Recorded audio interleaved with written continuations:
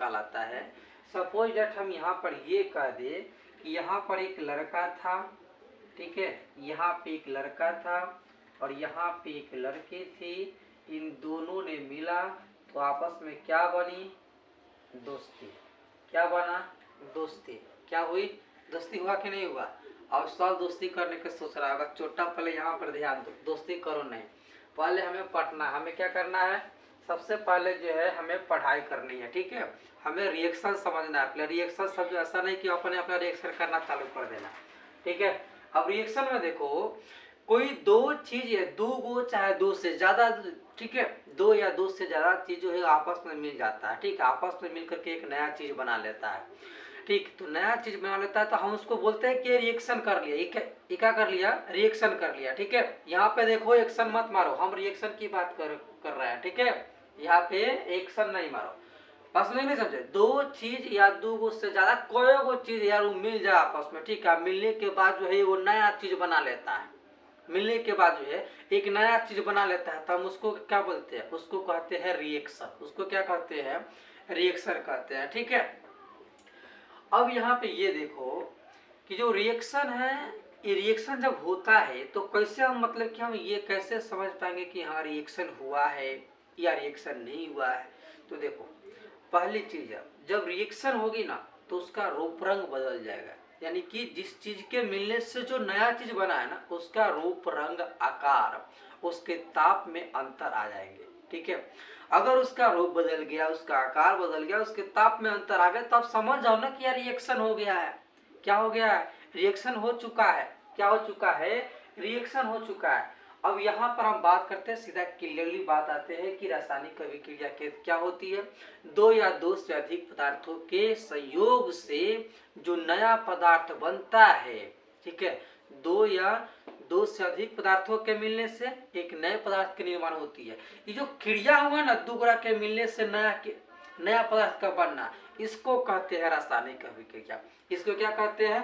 रासायनिक अभिक्रिया कहते हैं। अब जैसे सपोज करो कचरों का सड़ना, ठीक है, हमारे घरों में जो कचरे होती है हम उसको ले जाकर कचरा वाला, अब कचरा वाला आता है, ठीक है, हर जगह कचरे वाला लग गया है, तो हम क्या करते हैं, हमारे घर के जो कचरे होते हैं उसको हम डालते हैं कहाँ पे? डस्टबिन में। डस्टबिन से कचरा वाला उसको ले जाता है, उसको फेंक देता है, ठीक है।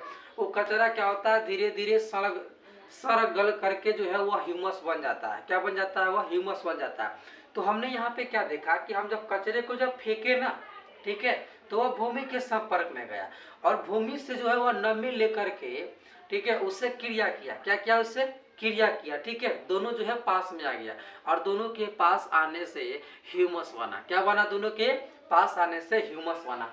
तुम पास मत जाना, ठीक है, नहीं तो कोई और रिएक्शन हो जाएगा।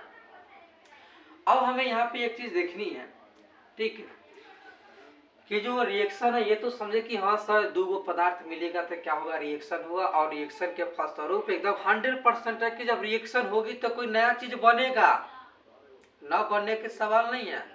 जब रिएक्शन होगा तो नया चीज बनेगा तब बनेगा, नहीं बनने की सवाल नहीं है, ठीक। अब अगर हम नेक्स्ट चीज की बात करें कि जो रिएक्शन होती है, ठीक है, इसमें एक चीज आता है, आप जानते चलो, हम बात कर रहे हैं मैग्नीशियम रिबन की। किसकी बात कर रहे हैं? मैग्नीशियम, ठीक है, मैग्नीशियम रिबन की बात कर रहे हैं, ठीक। जो मैग्नीशियम रिबन है, ठीक है, मैग्नीशियम रिबन को जलाने पर होता क्या है? अब देखो मैग्नीशियम रिबन को जलाएंगे तो यो क्या होगा? रासायनिक अभिक्रिया है कि नहीं है? देखो यहाँ पर ये मैग्नीशियम रिबन है, ऑक्सीजन की मौजूदगी में हम क्या करेंगे? इसको जलाएंगे। क्या करेंगे? इसको हम जलाएंगे। क्या करेंगे? जलाएंगे। बात समझ रहे हैं? मैग्नीशियम रिबन को ऑक्सीजन की मौजूदगी में मैंने इसको क्या किया? जलाया, ठीक है। तो जलाने के फलस्वरूप ये क्या होता है? जो रिबन है ना ये जल करके बन जाता है राख। क्या बन जाता है? राख बन जाता है, प्लस में इसमें से CO2 गैस जो है निकल जाता है। बात समझे कि नहीं समझे? तो ये जो है मैग्नीशियम रिबन के साथ रिएक्शन है। क्या है? मैग्नीशियम रिबन के साथ रिएक्शन। तो आप यहाँ पे ये देख रहे हैं कि कोई दो या दो से ज्यादा जो है पदार्थ वो आपस में मिलकर के एक नए पदार्थ का निर्माण कर रहा है कि नहीं कर रहा है? आप देख रहे हैं कि नहीं देख रहे हैं? देख रहे हैं। तो इसको हम बोलते हैं रासायनिक अभिक्रिया, ठीक है। इसको क्या बोलते हैं, रासायनिक अभिक्रिया कहते हैं। अच्छा, कभी आपसे ये पूछे कि सर जो मैग्नीशियम रिबन है, जब मैग्नीशियम रिबन को जलाया जाता है तो क्या बनता है, भैया राख बनता है। और उस राख को क्या कहते हैं, जो राख बनता है ना उसको कहते हैं मैग्नीशियम ऑक्साइड। क्या बोलते हैं उसको, मैग्नीशियम ऑक्साइड, MgO। क्या बोलते हैं उसको, उसको हम कहते हैं मैग्नीशियम ऑक्साइड। अर्थात मैग्नीशियम को जब ऑक्सीजन में जलाया जाता है तो मैग्नीशियम ऑक्साइड बनता है। क्या बनता है, मैग्नीशियम ऑक्साइड बनता है। सीखा ना एक चीज, एक चीज सीखा, चलो ताली दो, ठीक है। चलो आगे सीखो, अब मैं आगे देखना। अब एक और बात आती है कि सर जब मैग्नीशियम रिबन को जब जब जलाया जाता है तो कहा जाता है कि उसको जो है मतलब कि जो मैग्नीशियम रिबन है उसको जलाने से पहले जो हम क्या करते हैं, उसको रेगमार से खूब बढ़िया से साफ करते हैं। क्या करते हैं, इसको खूब बढ़िया से साफ करते हैं, ठीक है। तो क्यों साफ करना क्यों जरूरी है, नहीं आपने कभी सुना होगा कि बताओ मतलब मैग्नीशियम रिबन को जलाने से पहले उसको रेगमाल से साफ करते हैं। क्या करते हैं, रेगमाल क्या है, अरे यार रेगमाल को जब रगड़ोगे ना तो जितना ऊपर कचरा होगा ना, जितना कचरा होगा उस सब कचरा झड़ जाएगा, उस सब क्या होगा, सब झड़ जाएगा। जैसे अगर किसी मतलब कि जैसे आपका जो गेट है, जैसे आप मतलब कि लोहा के जो किवाड़ होते हैं आप वो गेट लगाते हैं और उसमें जब जंग लग जाता है तो आप क्या करते हैं, आप जाते हैं बाजार, ठीक है, और बाजार से जो है आप खरीद कर लाते हैं ब्रश, नहीं ब्रश खरीद कर लाते हैं, ठीक वही रेगमाल, ठीक आप ब्रश खरीद कर लाते हैं और उसको रगड़ते हैं तो उस पर जितने भी जंग होते हैं वो सब क्या होता है, खत्म हो जाता है। ठीक वही काम हम यहाँ पे करते हैं, वही काम हम यहाँ पे करते हैं। मैग्नीशियम रिबन को जलाने से पहले क्या करते हैं कि जो रिबन है ना उसको खूब बढ़िया से रेगमाल से उसको रगड़ रगड़ के जो है इसको खूब पहले खूब बढ़िया से उसको साफ कर देते हैं, ठीक है। और साफ करने के बाद क्या करते हैं, जब वो साफ हो जाता है तो उसको हम जलाते हैं। क्यों, अगर वो साफ नहीं रहेगा ना तो वो जल्दी जलेगा नहीं, और वो साफ नहीं रहेगा तो वो जलवे नहीं करेगा यार।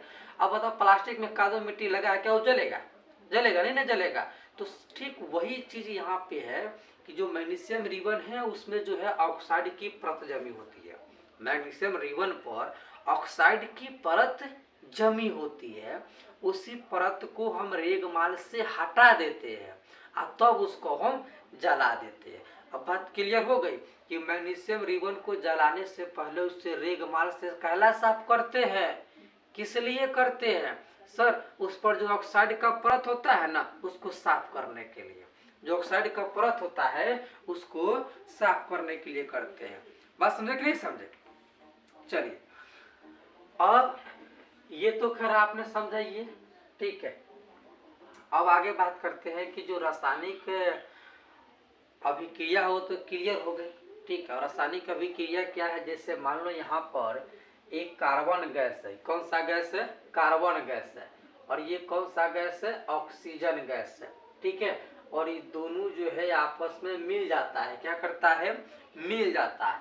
अब मिलने के बाद ये क्या बना लेता है, CO2, क्या बना लेता है, CO2। इसको हम लोग कहते हैं कार्बन डाइऑक्साइड। CO2 को क्या कहते हैं, कार्बन डाइऑक्साइड। जो तो छोड़ता है ना वो कार्बन डाइऑक्साइड है, ठीक है। चलिए अब यहाँ पर ये देख रहे हैं कि सर ये रासायनिक अभिक्रिया है, ये क्या है, रासायनिक अभिक्रिया है, ठीक है। अब इसी से हम बताते हैं कि रासायनिक समीकरण क्या होता है। हम किसकी बात कर रहे हैं, रासायनिक समीकरण का, ठीक है, रासायनिक समीकरण। इसको इंग्लिश में कहते हैं केमिकल इक्वेशन। क्या कहते हैं, केमिकल इक्वेशन, ठीक है, रासायनिक समीकरण। अब देखो रासायनिक समीकरण होता है क्या है, रासायनिक अभिक्रिया में जो रासायनिक अभिक्रिया है ना, जो रासायनिक अभिक्रिया है, इस रासायनिक अभिक्रिया में जो तत्व जो भाग लेता है और उसके भाग लेने से जो नया पदार्थ बनता है, ठीक है, जो नया पदार्थ बनता है, ठीक है, उसको संकेत और सूत्र में लिखना। जो भाग लिया वो करा और जो नया बना है उसको संकेत के द्वारा या सूत्र के माध्यम से उसको लिखना रासायनिक समीकरण कहलाता है। क्या कहलाता है वो, रासायनिक समीकरण कहलाता है। अब जैसे हम यहाँ पर देखिए, ठीक है, तो हम यहाँ पर देख रहे हैं कि सर यहाँ पर एक रिएक्शन हुआ है जी, यहाँ पर एक अभिक्रिया हुआ है। तो हम यहाँ पर देख रहे हैं कि हमने क्या किया है, कार्बन को और ऑक्सीजन को एक साथ हमने क्या किया है, मिला दिया है, ठीक है। कार्बन, कार्बन और ऑक्सीजन को हमने एक साथ मिला दिया तो हमको मिला क्या है, कार्बन डाइऑक्साइड। क्या मिला हमको, कार्बन डाइऑक्साइड। हमें क्या मिला, कार्बन डाइऑक्साइड मिला है। ठीक है, अब हमने क्या किया, जो रासायनिक अभिक्रिया हुई है इसमें भाग लिया है कौन कौन, कार्बन और ऑक्सीजन। तो जो रासायनिक अभिक्रिया में जो पदार्थ भाग लेता है उसको कहते हैं अभिकारक। उसको क्या कहते हैं, इसको कहते हैं अभिकारक। बुझ गया, यानी कि रासायनिक अभिक्रिया में जो पदार्थ भाग लेता है उसको अभिकारक कहते हैं। बुझे कि नहीं बुझे, रासायनिक अभिक्रिया में जो पदार्थ भाग लेता है उसको अभिकारक कहते हैं। और अभिकारकों के मिलने से जो नया पदार्थ बनता है उसको कहते हैं उत्पाद। इसको क्या कहते हैं, उत्पाद। तो आप यहाँ पर देखो कि कार्बन और ऑक्सीजन ये दोनों अभिकारक है और दोनों के मिलने से बना CO2। तो इस CO2 क्या है, उत्पाद है। इस CO2 क्या है, उत्पाद है। बात समझे कि नहीं समझे। तो ये है कि क्या हो गया, हमने क्या किया, कार्बन को उसका जो संकेत होता है, ऑक्सीजन का जो सूत्र होता है और कार्बन डाइऑक्साइड का जो सूत्र होता है, हमने अभिकारक और उत्पाद को सूत्र और संकेत के द्वारा लिखा है। लिखा है कि नहीं लिखा, हमने किसके सहायता से लिखा, सूत्र और संकेत के सहायता से लिखा। तो रासायनिक अभिक्रिया में भाग लेने वाले अभिकारकों और उत्पादों को उनके सूत्रों या संकेतों में लिख देना रासायनिक समीकरण कहलाता है। हुआ कि नहीं क्लियर, नहीं क्लियर हुआ, कमेंट में बताना हमको कि क्लियर हुआ कि नहीं क्लियर हुआ। ठीक है, ये रासायनिक समीकरण की बात कर गए। ठीक है, अब आगे हम बात करें कि सर रासायनिक समीकरण होता गया, चलिए ठीक है, समझ गया जी समझ गया। ठीक है, चलो हम भी मानते हैं कि तू लोग समझ गया होगा, आखिर तू लोग वही न है। चलो अब बात करें कि रासायनिक जो समीकरण होता है वो कितने प्रकार का होता है। रासायनिक समीकरण देखो, प्रकार छोड़ दो, रासायनिक समीकरण दो तरह के होता है। ठीक है, जो समीकरण होता है ना वो दो तरह के होता है।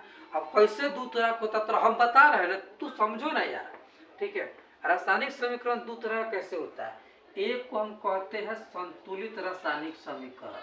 क्या कहते हैं, संतुलित रासायनिक समीकरण कहते हैं। और दूसरा क्या कहते हैं, असंतुलित। क्या कहते हैं, असंतुलित, यानी कि अनबैलेंस्ड। क्या कहते हैं, अनबैलेंस्ड। और एक होता है बैलेंस्ड। ठीक है, इसको इंग्लिश में क्या कहते हैं, बैलेंस्ड कहते हैं। बुझ गया कि नहीं, संतुलित होता है। और इसको कहते हैं अनबैलेंस्ड। क्या कहते हैं, अनबैलेंस्ड कहते हैं। बात समझ में आई कि नहीं है। एक हमारा होता है बैलेंस्ड और एक होता है हमारा अनबैलेंस्ड। क्या होता है, एक हमारा होता है बैलेंस्ड और एक होता है हमारा अनबैलेंस्ड। अब हम इसी की बात कर रहे हैं कि बैलेंस्ड कौन होता है और अनबैलेंस्ड कौन होता है। और इसी में आपका एक क्वेश्चन क्लियर भी होगा कि अगर मेरे पास कोई रासायनिक समीकरण दिया गया है तो हम उसका संतुलित कैसे करेंगे, हाँ, उसको संतुलित कैसे करेंगे। ठीक है, चलिए देखिए, सबसे पहले यहाँ पर देखो हम एक समीकरण लिख रहे हैं। ठीक है, ये क्या है, H2। ठीक है, यानी कि इसको बोलते हैं हाइड्रोजन। क्या बोलते हैं, इसको हाइड्रोजन कहते हैं। ठीक है, ये है हाइड्रोजन और ये है ऑक्सीजन। ये क्या है बउआ, ये है ऑक्सीजन। और ये दोनों जो है रिएक्शन करता है, यानी कि रासायनिक अभिक्रिया करता है। ठीक है, और इसके अभिक्रिया करने के फलस्वरूप बनता है H2O। क्या बनता है, H2O, यानी कि जल बनता है। ठीक है, इसको कहते हैं जल। इसको क्या बोलते हैं, जल।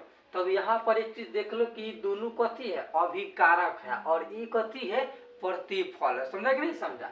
और देखो हम यहाँ पर एक चीज देख रहे हैं कि यहाँ पर हाइड्रोजन कितने हैं, ये हाइड्रोजन के परमाणु है। क्या है, हाइड्रोजन के परमाणु है।